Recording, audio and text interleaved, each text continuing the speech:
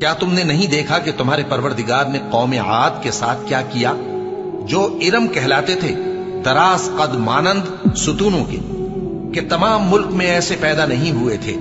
اور سمود کے ساتھ کیا کیا، جو وادی قرا میں چٹانیں تراشتے تھے؟ اور فرعون کے ساتھ کیا کیا، جو خیمے اور میخیں رکھتا تھا؟